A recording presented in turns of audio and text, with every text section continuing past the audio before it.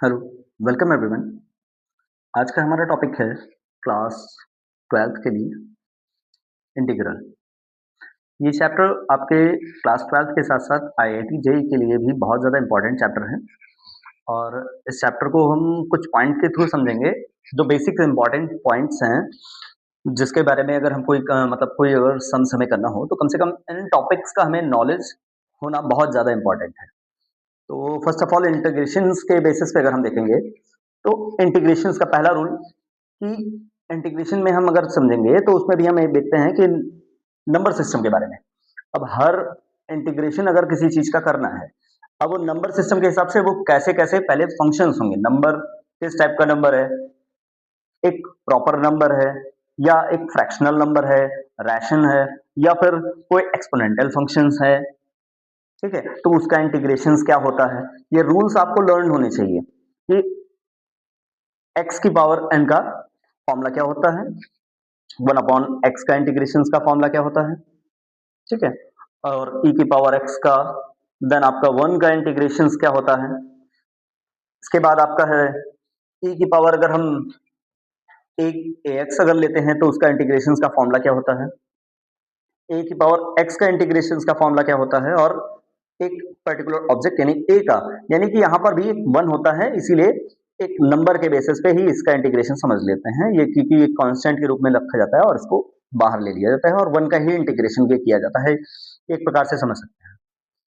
Next, अगर आपके टेक्नामेट्रिकल functions हैं तो उनका इंटीग्रेशन कैसे होगा, उनके रूल्स क्या होते हैं कि साइन का क्या होता है, माइनस कॉस होता है, कॉस का साइन होता है, ठीक है? इसी बेसिस पे आपके कुछ पॉइंट्स हैं, 1 2 3 4, ये आप पॉइंट्स लिख लीजिएगा, इसमें मेंशंस नहीं किए मैंने, ठीक है?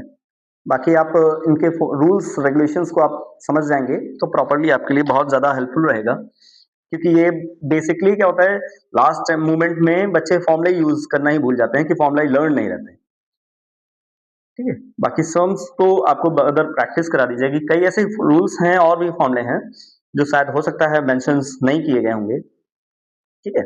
इस बेसिस पे आप देखते रहें, कुछ इंपॉर्टेंट्स हैं पॉइंट्स कि कॉसेक इनटू कॉट का इंटीग्रेशंस का फॉर्मूला क्या होता है, ठीक है? उसके बाद अगर इरेशनल फंक्शंस होते हैं तो उनका इंटीग्रेशंस कैसे करते हैं, तो उसके लिए भी आपको फॉर्मूले का लर्न होना बहुत ज्यादा इंपॉर्टेंट है कि किस फंक्शंस का इंटीग्रेशंस का फॉर्मूला क्या होता है, ठीक है?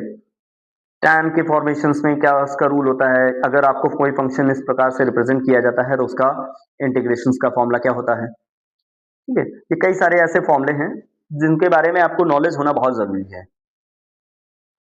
अगर कुछ स्पेसिफिक फंक्शंस होते हैं जिनका इंटीग्रेशंस आपको कैसे करना होता है, उसमें आते हैं जो इनका रिजल्ट क्या आपको मिलता है, लॉग में मिलता है। कुछ ऐसे रिजल्ट होते हैं और फ्रैक्शनल के फॉर्मेशंस में आपको रिप्रेजेंट किए जाते हैं। अब ए क्या होता है, कोई भी ऑब्जेक्ट नंबर ले लिया जाता है, ये फंक्शन आपको अगर इस प्रकार से मिलते हैं, तो ये कुछ पॉइंट्स हैं। उसके बाद आते हैं आपका नेक्स्ट पॉइंट आता है इंटीग्रेशन बाय पार्शियल फंक्शंस। अगर फंक्शंस कोई अलजेब्रिक फॉर्मेशंस में अगर आपको रिप्रेजेंट की जाती है, और क्या होता है डिनोमिनेटर के फॉर्मेशंस में आपका इस तरीके के फंक्शंस रिप्रेजेंट होता है, तो उसको पार्टीशंस, दो फ्रैक्शंस को पार्टीशंस कैसे करते हैं, इट मींस समझिए जैसे अगर लिखा हो 3/4 लिखा हो, तो उसको हम पार्टीशंस कैसे करेंगे, दो नंबर से, यानी कि 2/4 प्लस 1/4 भी आप लिख सकते हैं। इस बेसिस पे आपको कैटेगराइजेशन करना होता है फ्रैक्शंस के फॉर्मेशंस में, जब आपका फंक्शन कोई इंटीग्रेशन में अगर इस प्रकार से रिप्रेजेंट किया जाता है, तो ये काफी इंपॉर्टेंट है कि ए और बी, उसके बाद ए और बी कंपैरिजन करके आप ए बी सी की वैल्यूज फाइंड आउट करते हैं, देन आफ्टर आपका उसका क्वेश्चन सॉल्व करते हैं। तो ये कुछ फंक्शंस हैं।